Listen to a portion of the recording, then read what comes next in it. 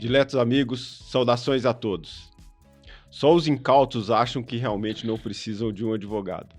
Por isso que trazemos hoje aqui, para a segunda parte da nossa entrevista, o Dr. Jaime. Dr. Jaime, muito obrigado.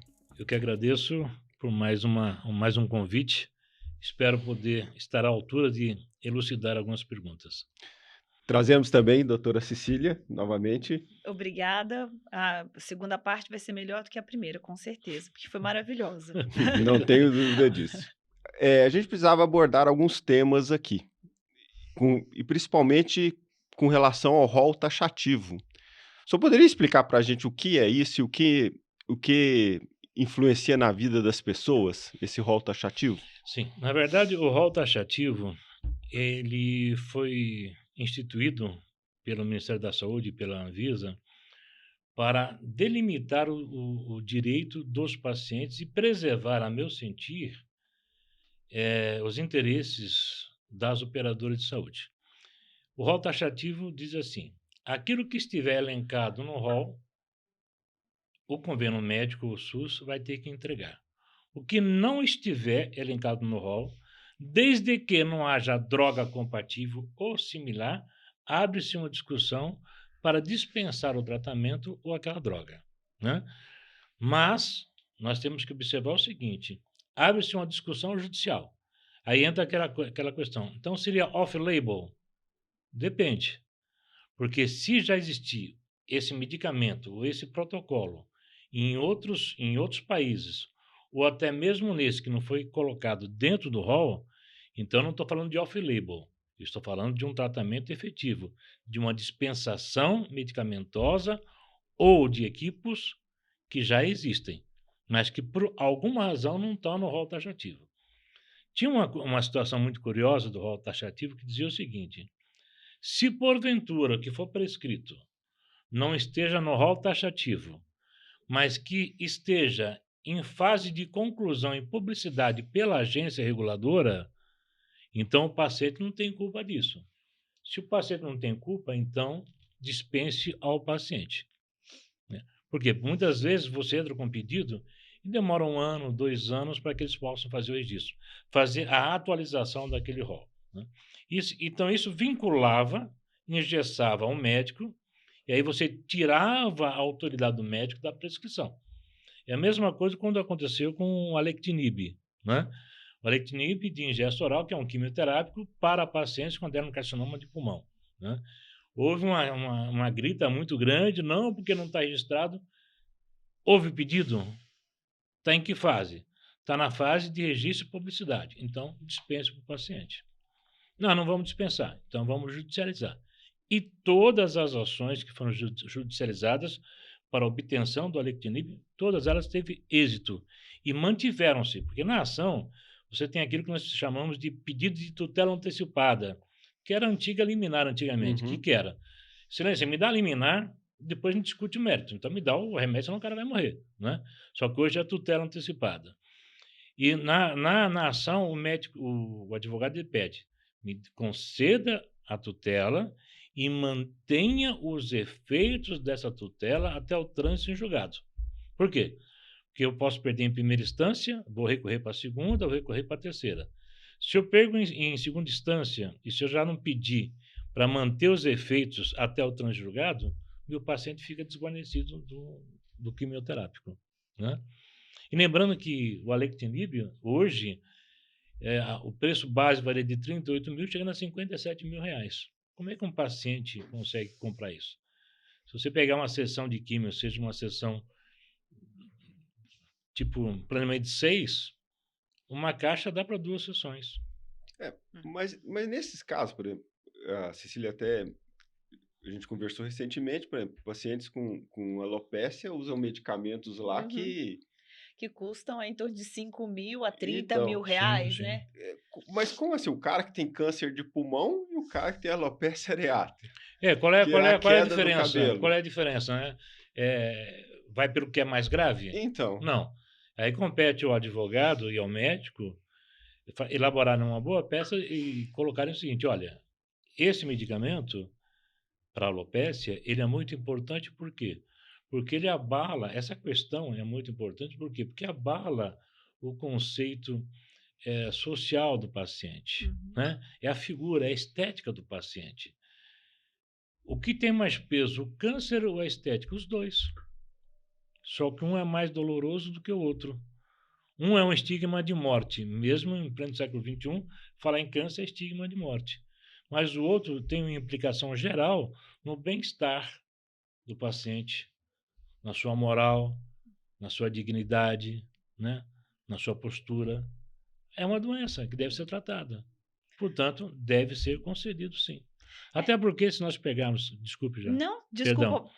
Até porque, se nós pegarmos o artigo 6º da Constituição Federal, ele diz que a saúde é um direito social. Aí você vai lá do 198 ao 200, diz que a saúde é um dever da União, Estado e município. Ela não elenca. Olha, o careca não vai comprar uma peruca. Ponto. Ela não elenca isso. É um tratamento, é uma doença que tem que ser tratada. Então, se é uma questão de saúde, está no artigo 6º, você vai ter que me tratar. Então, vai muito da maestria do advogado que você pegar.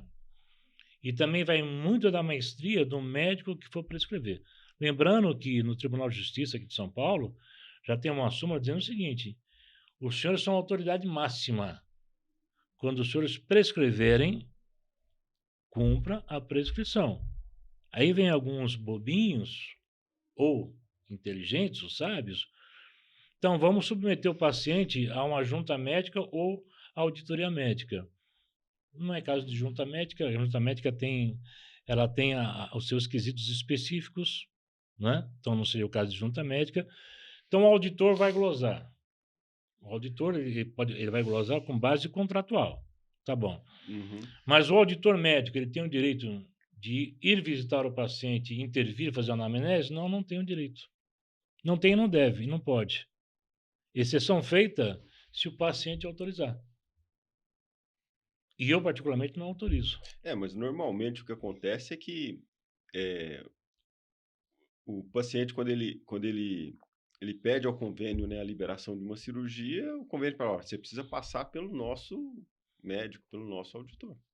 Não, mas o convênio nesse sentido está errado, por quê? Porque parte da premissa é que ele já faz parte de um convênio e que foi um médico que indicou a cirurgia. Ponto. Uhum. É muito difícil vir um paciente com a indicação cirúrgica de um médico que não faça parte do quadro do convênio médico.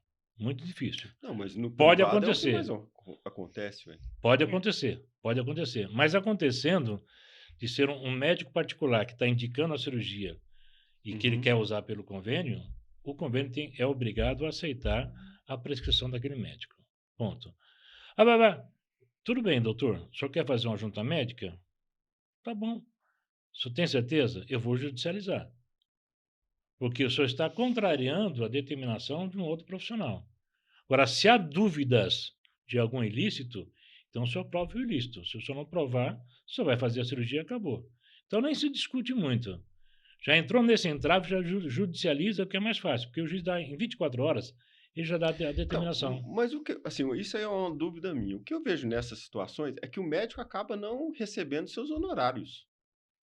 Qual médico? O que faz, por exemplo, o paciente privado passou, ele tem um convênio e você opera ele pelo convênio, mas o convênio fala: não, isso aqui foi liberado para fazer a cirurgia, mas não foi liberado para eu te pagar. Negativo, tem que pagar. Tem que pagar. Aí é uma outra judicialização. Mas tem que pagar. Tem a obrigatoriedade de pagar. Ponto. Não existe isso. Existe na prática, mas legalmente tem que pagar. O médico foi lá, trabalhou, ele e a equipe dele vai ter que receber. Ponto final. Mas foi uma determinação. Querido, desculpa. Eu faço parte do convênio, eu operei o paciente e vai pagar. E se ele perder a tutela? Isso é problema do convênio com ele. O convênio que vai em cima dele depois. Mas a equipe médica, o médico, o segundo, o circulante, a instrumentadora, o instrumentador, o anestesiologista vão receber. Ponto final. Qualquer coisa fora disso é má-fé. Sim. E pela má-fé, você provou na má-fé, você pede que seja oferido, acrescentado 20% sobre a má-fé do convênio. E você ganha. Mas para ganhar você tem que saber pedir. O problema é que tem advogados que não sabem pedir. ou pedem demais. E aí dançam. Uhum. E aí dançam. Eu queria que o senhor contasse para a gente a atuação do senhor dentro da cancerologia, né? Dentro da oncologia. Da oncologia, eu tenho duas atuações. Uma é junto à Sociedade Brasileira de Cancerologia, onde eu sou membro palestrante, congressista, e eu tenho também uma equipe que chama-se Amigos do Bem. E eu formei essa equipe, que são de voluntários, e não fizemos uma ONG, porque nós não queremos receber dinheiro de ninguém e não queremos ter intervenção de ninguém. Então, o que acontece? Todo paciente oncológico que chega para a gente, nós encaminhamos para tratamentos, para cirurgia, estadia hospitalar ou para paliativo, com os nossos recursos próprios, né? Então, medicamentos, tudo que você imaginar nesta área. E nós também gravamos algumas videoaulas falando sobre todos os tipos de câncer, para alertar a população. E hoje a minha briga está sendo incutir na cabeça dos líderes espirituais que eles têm uma parcela de responsabilidade muito grande sobre isso. Não basta o evangélico ter lá os seus fiéis para dar o dízimo, oferta, né, essas campanhas, e não levar informação de todos os gêneros, mas principalmente na saúde. Então, eu tenho conseguido, com muito esforço, levar para algumas igrejas palestras preventivas na área da oncologia, né? A importância dos exames preventivos, principalmente para o homem que, em pleno século XXI, ele acha que uma dedada vai tirar a masculinidade dele, né? E eu gravei, inclusive, um vídeo que eu digo, o dedo não mata, o câncer mata, né? E eu falo abertamente, né, para os homens, tá certo? E as mulheres a mesma coisa. Então, hoje, eu digo para você que hoje é 1% das igrejas que aceitam isso. Não só das igrejas, como centros espíritas, enfim, toda a parte espiritual. Mas eu acho importante que a parte espiritual, que o líder espiritual tenha essa visão de levar essas informações, não só na saúde, no contexto geral, político, tudo, né? Levar, cada mês leva um palestrante, vamos falar sobre direito do consumidor, vamos falar sobre direito empresarial, emprego, desemprego, política, saúde. Por quê? Quanto mais instrução você levar para o seu fiel, mais tempo de vida útil ele tem. Então, mitigando o risco, se eu levo informações de saúde, e se ele se cuida, ele vai durar mais tempo comigo. Então, eu vou ter mais o quê? Mais dízimo, mais oferta, né? Eu brinco com um amigo meu que é pastor, né? Ele falou, pô, você não presta. Eu falei, tá bom, mas eu te amo. E nós vamos assim, né? Vamos tocando. E é muito importante que você mantenha essa pegada para quê? Porque hoje nós falamos na base primária de atendimento, né? E a base primária de atendimento é um sonho bonito, né? O SUS atende 190 milhões de brasileiros, 80% depende só do SUS, né? Agora, a base primária funciona? Não funciona. Tanto é verdade que quando o caboclinho está doente, que ele vai para a base secundária, que é o hospital de especialidade, ele vai para morrer. É justamente isso que eu ia perguntar para o senhor, né? Claro, igual o senhor falou antes, não existe um peso entre uma doença e outra, tá? Mas no câncer, quando você é diagnosticado, é como se você ligasse um cronômetro. Sim, sim. Tá? Só que assim, olha, você tem câncer e agora você tem que procurar o oncologista. Aí o cara vai pelo SUS, olha, tem daqui 3 meses. Apesar de ter lei que te obriga a ser menos tempo, né? Não sei se tem lei, né? Tem. A lei, a primeira lei foi a lei de 60 dias, foi a 12.732 de 2012, que ela diz o seguinte, ela dizia assim, que todo paciente com diagnóstico de câncer ele tinha que iniciar o estadiamento em até 60 dias. 60 dias é um prazo muito longo. Aí veio a 13.896, que diz o seguinte, não, a partir de um diagnóstico de câncer, o paciente tem que ser estadiado em 30 dias. Estadiado e iniciar o tratamento. O maior problema que eu tenho hoje no hospital público e muitas vezes no privado é o seguinte, o diagnóstico de câncer ele é um diagnóstico por sorteio da Mega Sena. Foi fortuito. O cara entrou, por causa de um sintoma, o médico começa a virar o cara e descobre um câncer. Opa! Esse negócio de médico não presta, né? Você vai por um negócio e acha outro. Não, né? Entendeu? Aí, então, é aquele achado, que é um achado mesmo, um achado acidentário. Só o que acontece? Quando você tem esse achado acidentário, o médico daquela base, ele faz um excelente diagnóstico. Uhum. A pessoa está com câncer, assim, assim, assado. Agora, sou obrigado a mandar o senhor para um especialista. Tem casos que, para a primeira consulta, demora 6 meses. Inviável. Desculpa, o cara já tá evoluindo para uma metástase. Está agravando. E o pior é que, quando ele chega nesse especialista, ele não chega já para iniciar o tratamento. Ele chega para uma nova anamnese, uma nova consulta, novos pedidos de exames. Eu tenho hospitais aqui que, para fazer uma ultrassonografia, 6 meses de espera.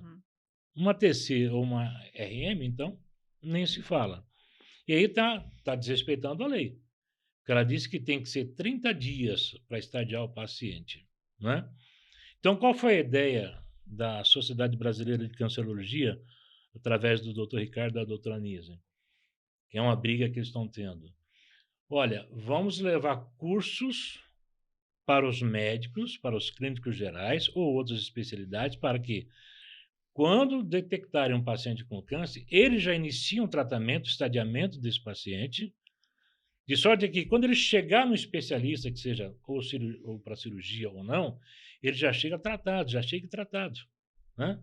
Já com seu ciclo de quimioterapia, radioterapia.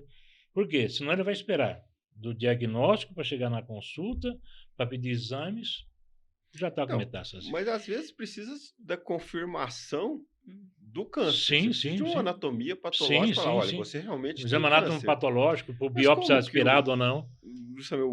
talvez esse atendimento primário, né, vamos colocar assim, vai fazer isso? Um câncer de pâncreas, por exemplo. Através de um curso que eles iriam dar para todos esses médicos, não só o curso, como instrumentalizar também os hospitais. Para possibilitar, porque não adianta nada você dar um curso para um profissional que não é especialista na área da oncologia e ele não ter as ferramentas de trabalho. Então, a ideia era dar o curso e instrumentalizar os hospitais.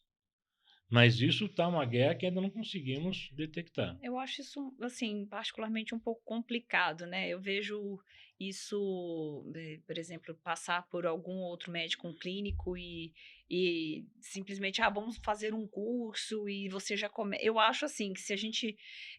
eu trabalho com telemedicina e muitas vezes a gente orienta os médicos que são da linha, da UBS. E os casos simples a gente maneja muito bem pela telemedicina. Sim. Os casos mais complicados, a gente manda fazer consulta presencial no ambulatório de dermatologia. A gente pode adiantar exames. Muitas vezes chega, sei lá, um paciente com uma psoríase muito avançada e fala, olha, esse paciente aí vai precisar de imunossupressor, mas já pede tal exame que ele já chega provavelmente na consulta já com isso pronto ou na envias de, né? A gente adianta isso. Então, acho que talvez, eu não sei, um pensamento, né? Auxiliar esses médicos mesmo já na atuação do estadiamento. Porque eu acho um pouco... se você falasse para mim, Cecília, você vai fazer um curso, mas ali você já vai ter que aprender a fazer qual quimioterápico para você poder dar para esse paciente. E a dosimetria de um quimioterápico não é para qualquer um. Não é para qualquer um, né? É um negócio complicado. Eu não teria... Eu me recusaria. Falar, olha, eu te ajudo no estadiamento, já acelero exames, não sei o quê, mas não me põe para tratar. Né? Eu acho isso... realmente é um pouco complicado, né? Essa sua ideia, ela é fantástica e ela faz parte de um dos polos de atuação que eles estão pretendendo fazer. Ou seja, orientar, não só dar o curso, como já de imediato passar a orientar. Olha, faz isso, faz aquilo, vamos tentar adiantar isso, vamos tentar antecipar esse tratamento, né? O problema todo hoje é o seguinte, não adianta eu tentar antecipar e dar um tratamento de excelência se eu não tenho reserva de equipamentos disponíveis para aquela hora. Então, eu entro numa coisa chamada regulação. E a regulação é complicada. E aí como é que você sai da regulação? Ligando para um, para outro, falando, gente, pelo amor de Deus, cara, vai morrer. Me ajuda. Mas mesmo o diagnóstico, por exemplo, e aqui eu até cito a Cecília, por exemplo, que vê muito câncer de pele. Mas assim, a história que a gente vê é o cara que já destruiu metade da face. Olha, realmente, já perdeu a face, se você tem um câncer aí. Não aquela pequena lesão que assim, eu acho que não sendo um especialista, ele Sim. não iria diagnosticar. Eu não diagnosticaria, né? Aí, no caso, que Sim. é o problema, eu Sim. acho. Aí entra aquela questão da informação. No Brasil eu tenho Novembro Azul, é o dedo, né? Câncer de próstata. O lilás é não sei o quê. Desculpe. As televisões são uma concessão. Uhum. Elas deveriam ter, na minha humilde opinião, todos os dias abordar essas questões. Do autoexame, da necessidade dos exames preventivos, em todas as áreas, principalmente na área da dermatologia.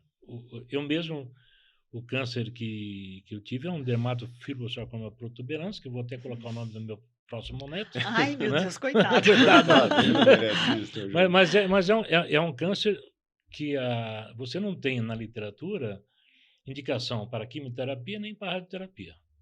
Ponto. Então ele é o quê? Mutilador. Chega, corta, chega, corta. Uhum. Aí foi que eu falei pro Ricardo, cara, tá baixando muitos troços, daqui a pouco você vai cortar o que não deve. Não que, né, mas, poxa vida, eu tenho Me 65 ajuda. anos, mas eu quero, né? Deixar pelo menos de enfeite, né? Vamos dizer assim, né? Mas essa questão da prevenção e da informação é muito importante, tá? E isso deveria, o próprio Ministério da Saúde deveria orientar as antigas sociedades de bairro, sociedades de amigos do bairro, as igrejas, né? As ONGs, a levar essas informações, né? Fazer um mutirão, vamos fazer um mutirão da dermatologia, tal bairro. De repente, você chega lá, você vê uma mancha que sugere um câncer dermatológico, você pegou ali, ou no estágio inicial, ou já no intermediário, dá para você tentar salvar o paciente ainda, né? Com certeza. Mas nós não temos isso. Eu tentei fazer um mutirão há um ano atrás, foi decepcionante. Liguei para vários amigos médicos, nessa época eu não tinha contato com o senhor, nem com a doutora Alessandra. Não, vamos. Foram 2. Eu com mais de 500 pessoas, num bairro pobre, foram 2 médicos, 2 clínicos geral. Aí nós olhamos um para cada outro e falamos, e aí, fazer o quê? Vamos pôr o pessoal na fila, vamos tentar fazer, mas foi frustrante. Não foi produtivo, né? Não foi Uhum. produtivo. Né? Mas o fato é que o SUS mesmo, assim, ele gasta mais com tratamento terciário do que Sim, que deveria sim. ser esse tratamento primário, acredito eu. O meu maior problema no SUS é o seguinte: a atividade primária, na verdade, ela está desguarnecida. Eu estou com 33 milhões vivendo abaixo do nível de pobreza. 33 milhões de pessoas vivendo abaixo do nível de pobreza, tem mulheres que ainda usam pano quando estão menstruadas. Essa é a verdade. Uhum. Vai lá no final de Embu, registro, ali é complicado. Né? Então, eu não cuido aqui da base primária. O cara se estoura. Ele vem para a Uhum. porta de referência. Primeiro vai ter que ter sorte para passar por uma UPA ou por uma UBS e conseguir vaga e remanejo dele para uma porta de especialidade. Quando ele chega na porta de especialidade, o que vai acontecer comigo? Comigo, SUS? O que eu vou gastar com ele, eu sou obrigado a tratar desse cara, é muito maior do que se eu pegasse ele na base primária. Sem Sim. dúvida. Né? Então, eu vou ser obrigado a usar o mesmo quimioterápico, a mesma radioterapia, ocupar o leito hospitalar, e eu sei que eu estou dispensando para ele tudo isso e ele vai morrer. Uhum. Né? Se Deus ajudar, ele morre rápido, sofre menos. Se Deus não ajudar, ele vai ficar 3, 4, 5, 6 meses definhando. E eu estou pagando, estou alimentando isso por um erro meu, que não tratei desse pessoal na base primária. Uhum. Então, essa conta que eu não consigo fazer esses caras enxergarem. Né? E eu tenho vários ofícios que eu mando, mas você pega aqui, Parelheiros, cara. Tá, 40 minutos daqui, pô. Uhum. Você vê pessoas que não conseguem ir numa UBS. Sim. Né? Com Pegamos uma certeza. senhorinha lá com câncer de ovário, fazer uma esterectomia total, foi para o hospital. Daqui a um ano, tá marcada a sua cirurgia. Daqui um ano a senhora pode. Oi? Compra o caixão, né? A mulher parecia que ela estava grávida, né? Coitada. Aí me ligaram, eu falei, não. Aí liguei para outro, não consegui mandar para um hospital, operou, fizeram uma esterectomia total nela, operou, tá em casa, tá boa. Mas aí, eu sou um, Uhum. né? Mas nem sempre a gente consegue ter Sim. sucesso nesses intentos. Nem sempre a gente consegue. Esse chegou até você, né? E quantos não chegam? Muitos, É a hora muitos. que ele já chega pro médico da UBS, o estágio está tão avançado que o da UBS já não pode fazer Nada. absolutamente nada, Não. e é isso que o senhor disse, né? E aí vai para a ponta, numa tentativa de salvar esse paciente ou de dar o mínimo de um cuidado paliativo para ter uma decência de morte, né? E o problema é que hoje nem para cuidado paliativo, né? Nós estamos defasados nessa área, porque o SUS hoje tem muitos lugares que o cuidado paliativo mandar o cara embora. Ficar com a família, né? Ficar Família com que a tem que família. proporcionar. Mas muitas vezes vai sem medicação. Né? Os Vai caras- mesmo. Vai sem medicação. Então, vai para morrer, para definhar. Sim. Aí entra a figura do pai de santo, do pastor, do padre, vamos lá, vamos benzer, vamos tentar fazer esse cara viver, né? Ou pelo menos aliviar a dor dele de Aliviar a alguma dor dele. maneira, né? Sim. É Bom, muito complicado. voltando à história do hall, na verdade o hall seria o mínimo que o convênio, que a convênio, não, que a operadora de saúde deveria Deveria proporcionar. cobrir, é. Mas ela pode, se ela achar que convém, um tratamento experimental. Não. Pode. Off-label, já é permitido. O Einstein já fazia, participei de um congresso de cancerologia no Einstein, há 8 anos atrás, já 8 anos atrás, já se falou nos tratamentos off-label, em cancerologia. Só que o palestrante falou umas besteiras lá, depois eu esperei, aí eu cheguei perto dele e falei, doutor, me desculpe, ok, o senhor tem sustentabilidade jurídica, mas o senhor não falou o principal, a anuência e o dever de informação para o paciente e para os familiares. Não, mas não. Tem que mitigar o risco para um paciente, não é assim não, como você está falando não. E até porque ele falou em algo em torno de 2 milhões, o ciclo de 2 meses. Bom, isso tudo bem, mas quem tem 2 milhões? Né? Eu acho que isso aí... Bem complicado, bem complicado. E na verdade é o seguinte, se você pegar, eu fiz um estudo, depois eu vou até mandar para o senhor, na verdade foi uma videoaula, provando que todas as operadoras de saúde têm superávit. Todas. Mesmo porque senão elas quebrariam. Quebrariam. E as que quebraram por fraude interna. Inclusive a Unimed paulistana. Quebrou por fraude interna. Eu sei disso que tem um grande amigo meu, que foi meu professor, que foi diretor lá, quando ele viu que não conseguia mais, ele falou, vou embora. E depois quebrou. Mas todas elas têm superávit. A verdade é essa. Óbvio. Senão ninguém queria. Ninguém queria. E muito dinheiro. Então não justifica você negar um tratamento digno ao paciente. Não justifica. Agora, graças a Deus conseguiram, agora é o ROI exemplificativo. Graças a Deus. Só que mesmo sendo o ROI exemplificativo, as judicializações em prol do tratamento ou da dispensação medicamentosa continuam em alta, mesmo sendo exemplificativo. Por quê? O médico prescreve, vai para a auditoria, não, mas espera aí, tem esse remédio aqui que é mais barato, por que está pedindo isso mais caro? Teve um auditor que eu desenhei para ele, primeiro que ele não quis me receber, aí eu entrei com a adição, você vai me receber, recebeu. Eu desenhei para ele, você tem esse quimioterápico aqui, que você quer dar para o paciente. A permanência dele em leito hospitalar vai ser de 14 dias. Eu tenho esse que está provado que a permanência vai ser de 3 dias. No máximo 4, se ele não tiver nenhum efeito colateral. Que aí eu vou ter que mudar o medicamento, vou ter que entrar com corticoide. E o cara vai ficar com a cara de bolacha do câncer, não é? Quando você entra com corticoide, o cara fica meio esverdeado. Qual que você prefere? Que conta que você não está sabendo fazer? Que o leito hospitalar, na administração pública e privada, ele gera lucro até o 14º dia. Do 14º dia já é despesa, que é a manutenção de medicamentos, é hotelaria. Então, para o SUS é prejuízo e para a rede privada também é prejuízo, cara. Então, não estou entendendo. E outra coisa, você tem a obrigação de devolver esse homem ou essa mulher para a sua família e para o setor produtivo. A saúde pública na oncologia, em 2017, foram 68 bilhões.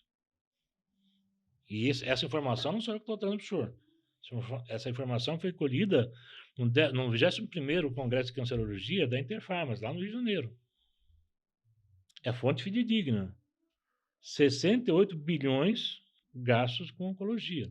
Então, mas assim, igual o senhor está falando, oncologia, com certeza, no setor privado, deve ser algo que gere lucro. Muito. Porque, assim, as maternidades em São Paulo praticamente Estão são quebrando. poucas, mas Estão quebrando. serviço de oncologia... Não, tá. E o índice de judicialização é muito grande na área da oncologia para obtenção de tratamento e medicamento e equipamentos. Agora está aumentando o índice de judicialização na oncologia, discutindo a questão da mutilação, dos efeitos colaterais. Eu acho um absurdo. Eu estou defendendo um hospital aí que gente, vamos virar a mesa em cima do advogado. Falei, querido, diagnóstico correto, prognóstico correto. O cara voltou para a família, cara. Você sabe o que é literatura, você sabe o que é PubMed. Cara, câncer de intestino, cólon, ele exige a bolsa de colostomia, cara, que pode ser pro resto da vida.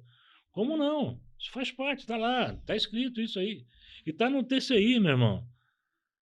Agora você tá me enchendo o saco porque o cara não tá podendo ir no banheiro evacuar? Ah, que isso, cara, pelo amor de Deus. Você tá sem noção. Então, mas isso não seria o que o senhor diz que seria má fé? Má fé. Má fé processual. E eu peço ao juiz que condene.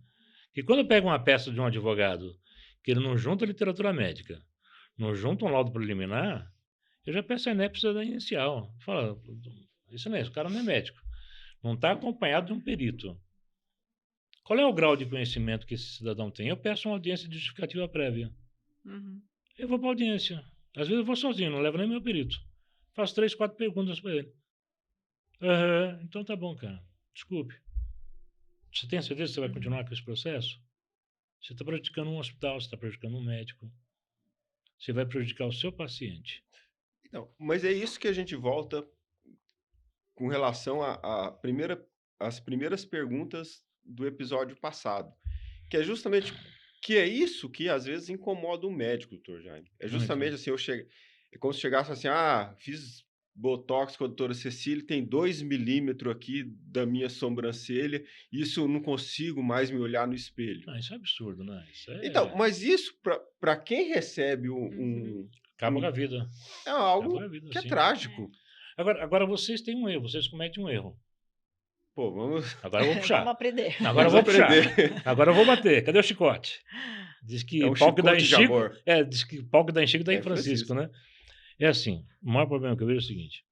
O médico ele é processado perante a justiça civil, criminal e perante o seu conselho de ética. Ele prova a sua inocência em todas as instâncias, em todas as esferas. E para ele acabou. Acabou. Ufa, acabou. Falei, não, acabou não. Agora nós vamos processar o advogado e o paciente. Que a sua honra foi denegrida. A sua imagem foi denegrida. Você perdeu a sua base espiritual, familiar, cara. Não, agora vamos processá-los, por quê?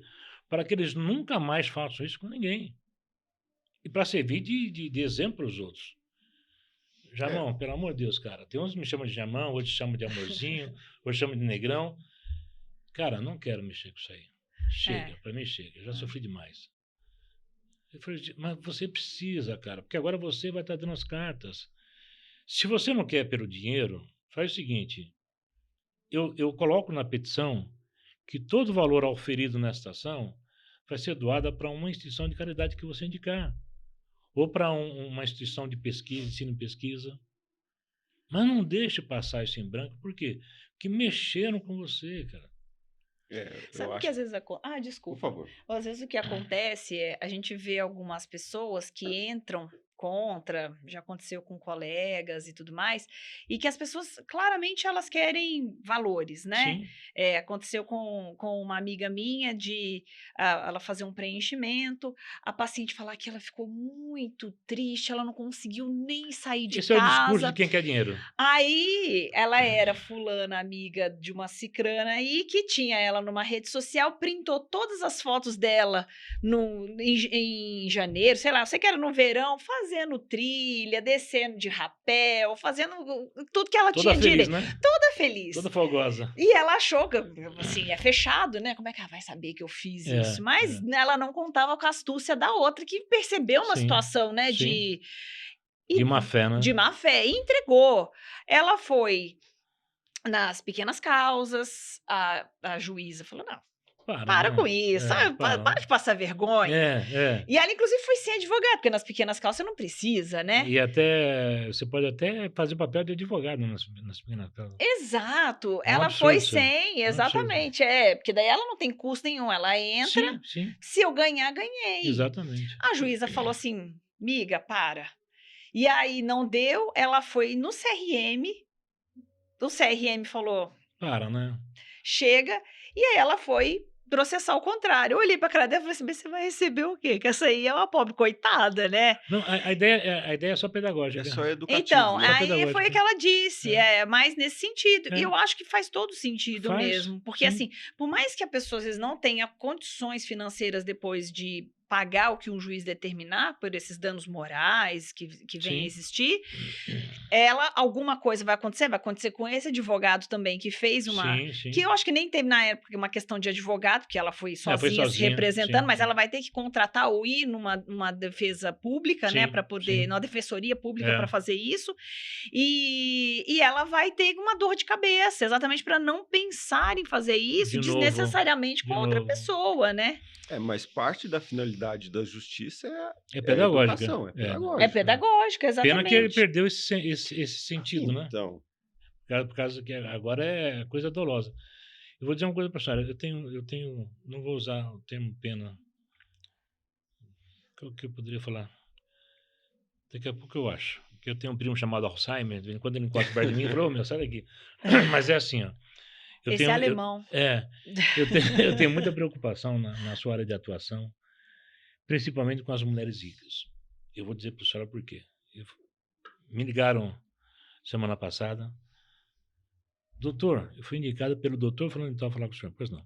Eu fiz um procedimento botulínico, eu fiquei com a boca torta, eu tinha gravações, não fui por sede de gravação, eu tinha uma viagem para a Itália com meu marido, não fui. Eu falei, poxa vida, como é o nome do seu marido? Eu falei, se ele não quer um negão bem comigo. Pensei comigo, né? Eu falei para ela assim, doutora, vamos fazer uma chamada de vídeo? Ah, pode ser agora? Não, agora não, porque eu estou numa reunião. Às 18 horas, quando chegar em casa, vamos fazer uma chamada. Aí ela fez. 18 em ponto, ela fez. A mulher está conversando comigo, eu estou olhando para ela e falei, onde é que está o problema? Onde está o problema? Por que não? Porque eu quero danos morais, porque não sei o quê, porque ela acabou com a minha vida. Só imagina, eu tinha que ir para a Itália e não sei o quê. Então... Eu falei, quanto tempo faz que você fez o procedimento? 15 dias. Eu olhando para o rosto da mulher, não tinha nada, doutor. Mulher linda, não tinha nada. Eu falei, bom, tudo bem, então nós vamos entrar com a ação. Eu vou pedir para a senhora, anote aí, por gentileza. Ah, pois não. R$25 mil é o custo do meu perito assistente. Ela já ficou assim. Uhum. Mas eu paguei 18. Falei, mas esse é o custo do meu perito assistente. Porque só quer danos morais, né? Só falou coisa de 1 milhão, né? Os meus honorários iniciais são R$12 mil. Ok?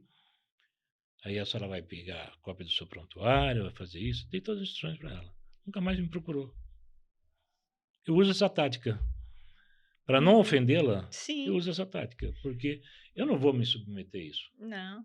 Acabar com a vida de um profissional. Não faço. Tampouco chamar ela de louca logo na cara, assim. Não, né? eu tive vontade, né? Eu tive vontade. Poxa, cuidar do seu marido, né? Mas eu não posso fazer isso, né? É que, na verdade, assim, alguns doentes, eles apresentam a queixa porque ele olha e vê outra coisa. Eu fico impressionado. Desmorfia, assim, né? Sim. Também tem isso, justamente. A Alessandra não está aqui, mas ela poderia contar, né? Porque, assim, às vezes o doente se queixa de coisas assim que você fala, olha, a cirurgia é pior do que o Sim, que pior o do seu que... tem. Exatamente, E dermatologia, né, do ponto de vista estético... Sim. Não, essa é a pior área de atuação. Eu acho que... Eu tenho muito medo E eu dei aula já na Faculdade de Medicina, eu dei aula para uma cadeira dos cirurgiões plásticos, né? E eu bati muito sério nessa questão. Cara, mitiga o risco, vê se tem. Começa a conversar com a pessoa, de repente ele tem dismorfia, é uma pessoa que nunca vai estar satisfeito com nada. Essa pessoa, por mais que você deixe ela uma deusa ou um deus, nunca vai estar. É a mesma coisa você pegar um negão feio como eu quero ser Leonardo DiCaprio. Pô, legal, cara, altera seu nome, mas fisicamente você não vai ser, cara. Ponto. Nem se você pintar o cabelo loiro, nem passar a chapinha, você não vai ser, cara. Então, tudo é uma questão. O que eu vejo hoje nos médicos é o seguinte: nós vivemos numa roda viva muito grande de compromissos, deveres, obrigações, contas para pagar, né? E um mês dá faturamento, outro mês não dá, aí entra uma possibilidade, você, puta, mas eu estou com um carnezinho lá do MAP para pagar, será que vale a pena? A pergunta que eu falo, vale a pena?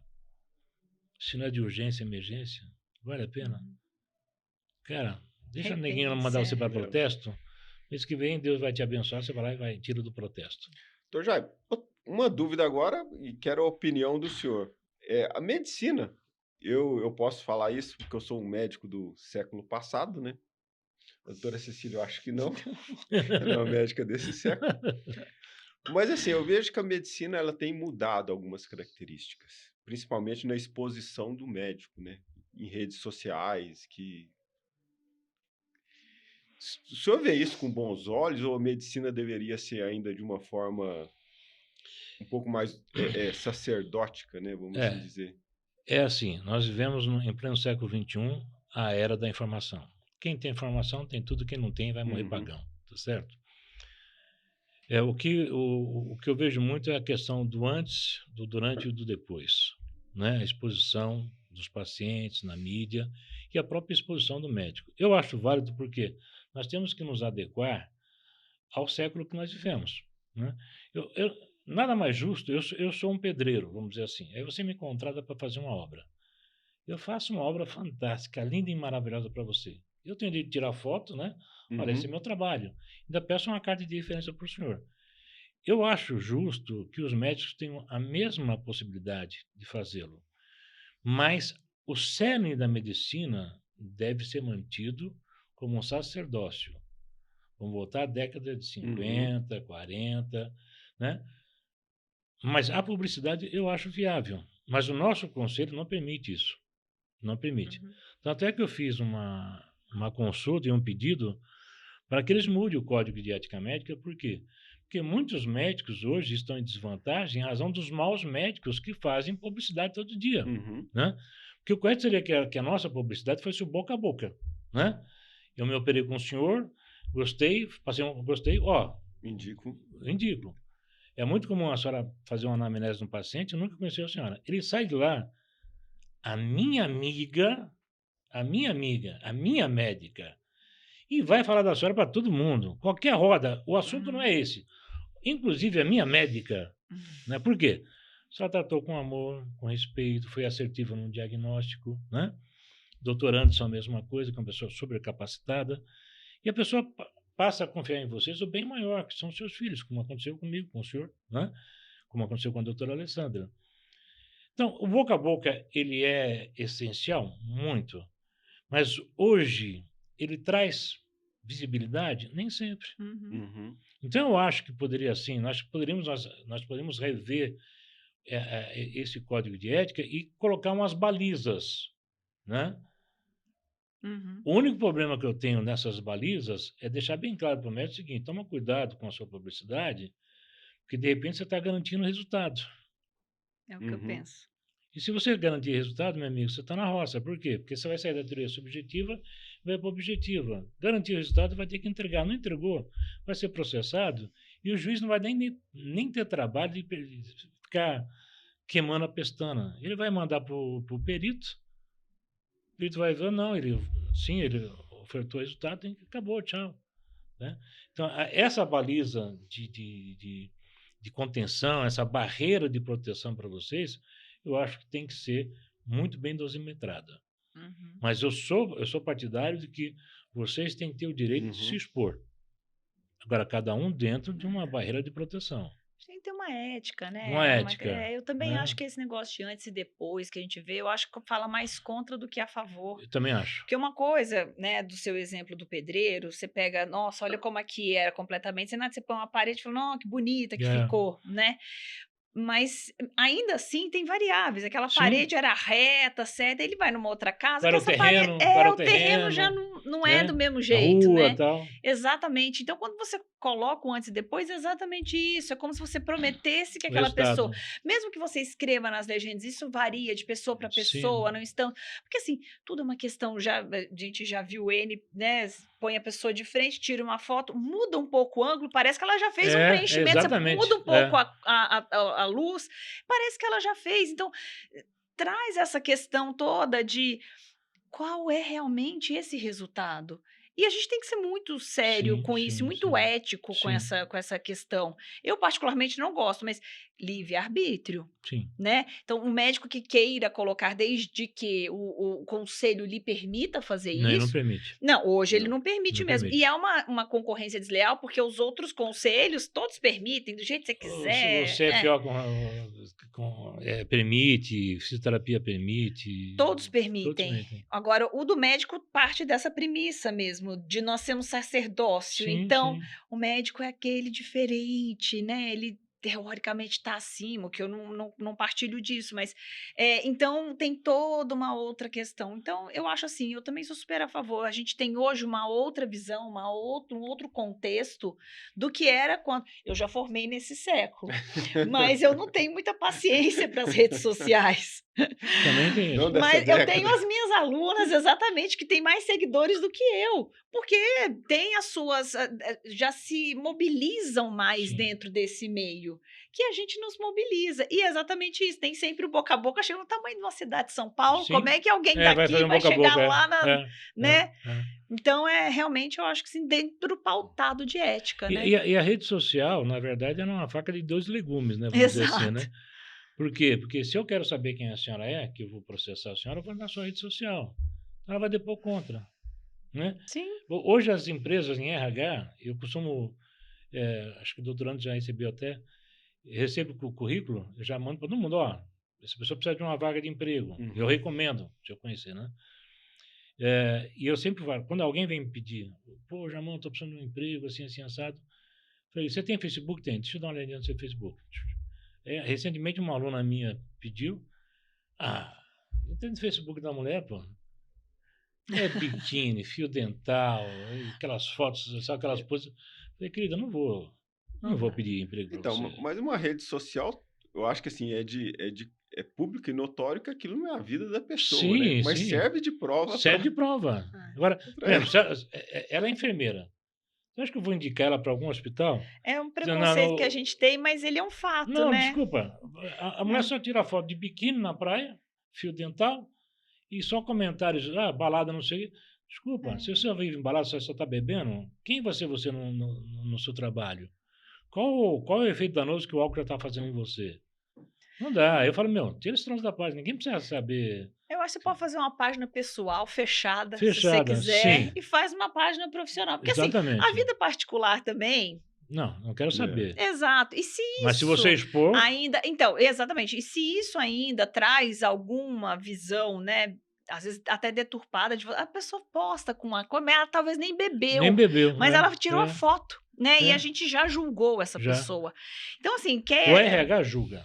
Então, já julgou. Já julgou. Então, o que talvez seja interessante se você realmente quer postar, você tem amigos, às vezes você quer postar faz foto, um troço faz fechado. o seu fechado, Sim, pessoal, sim, né? sim. E tem o seu profissional. Sim. Bom, doutor Jaime, tá excelente a conversa e, assim, gostaria que o senhor deixasse uma mensagem, né, para a nossa audiência e para os alunos do senhor também e para os médicos em gerais. Bom, a mensagem que eu tenho é a seguinte. A prevenção, ela evita a indenização. Todo médico tem que aprender a pensar fora da caixinha. Participar o máximo possível de eventos, palestras e congressos com outros profissionais, principalmente na área de direito. Entender o seu direito para você fazer direito, para que você não venha responder a um processo civil, penal ou administrativo. Lembrando sempre, a prevenção evita a indenização. Muito obrigado. Doutor Jaime, muito obrigado. Contamos com o senhor para próximas vindas aqui ao nosso programa. Amém. Doutora Cecília, Eu que muito agradeço. grato pela presença aqui. Obrigado, foi ótimo. E voltamos na próxima semana com um novo episódio do Semcast. Muito obrigado à nossa audiência e até a próxima.